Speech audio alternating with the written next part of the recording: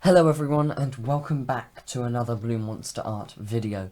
Today we will be focusing in my favourite part of the journal, sticking. So let's get started.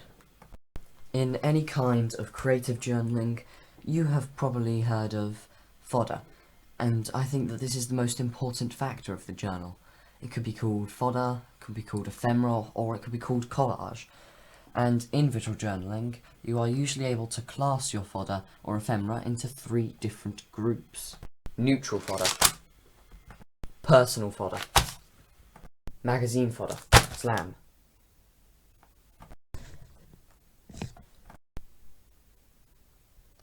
Neutral fodder is the most simple kind of fodder. It is something that doesn't really have a meaning, but is more focused on its texture or its pattern.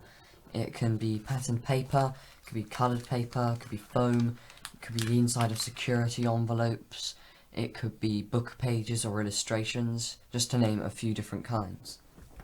Personal fodder is pretty self-explanatory. It is fodder which is meaningful to you. It could be on old artwork, it could be notes or stories or poems that you've written, pictures of you and your family or friends. And I think this is the most kind of prominent fodder in your journals, because it's the one that means the most to you, which also goes along with the next one, which is slam magazine down on table. Again, really? Magazine fodder is probably the most easy kind of fodder to attain. It's exactly what it sounds like. It is pictures and cuttings of text from magazines. Just to name a few different kinds that I have, I use English Heritage, old music magazines, National Geographic, old music programs or programs from plays that I've been to seen. And now that you know the basics of fodder, how are the different ways which you can use them in your visual journals? I will be using a photograph of me as a smaller kid, along with some selected pieces of brightly coloured neutral fodder and some magazine images that I think have some relevance to what I'm doing in the photograph that I've chosen. Usually I would stick to making pages about something art related and not things that are mainly memories, but pages which do include all three kinds of fodder are very good for explaining the different kinds in action and showing you the different kinds of things which you can do with them.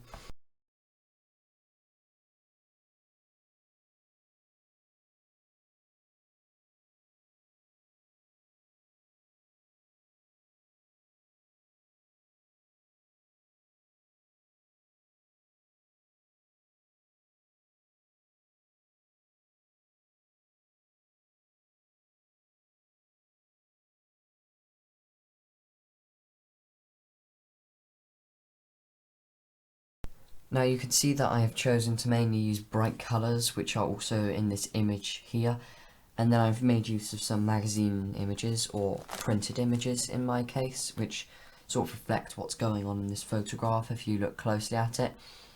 We have made some frames and decorations using neutral fodder. We've got a bit of personal fodder in there, and we've also got some magazines in there, and so we've got all three in the same page. For your images, you could alter them if you wish to. It's like cut them up, stain them with tea, turn them to inverted colours. But instead, I am going to now move on to the next part of the video, which is linking pages together. An easy way to link pages together would just to be drawing a line in between them until you get to the pages which you would like to link. But we're going to do it with paper this time. An easy way of linking pages is to have a little triangle that folds over the corner of the page. So I've just got my little square here, and I'm going to cut that in half to the shape of two triangles. And you can probably guess what happens next. You position your triangle at the right angle on the page. You just glue it on. I'll be back once I have glued these two images on. So I've just folded these two triangles on either side of the page. it's a bit hard to get the right angles, so I suggest that to link them use the same kind of paper or same shape and just make them on the side of the corner.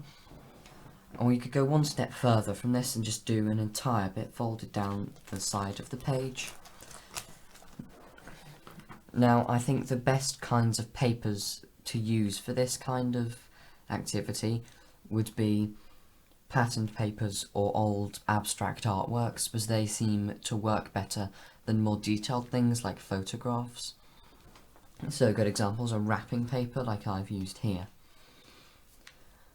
The last easy way to link pages together would be to cut out these big long strips of paper and then place them throughout the book, passing through multiple pages as though it's one big spread. It's just held together by this one strand. And I'm going to show you a section from one of my older journals where I have achieved this kind of technique.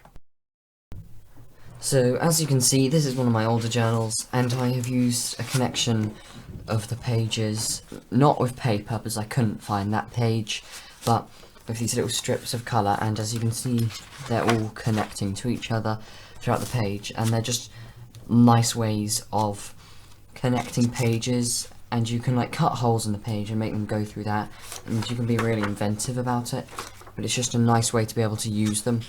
And as you can see here, I've got old receipts and train tickets that have been cut up and drawn around to make nice shapes just across the page. Well, that is it.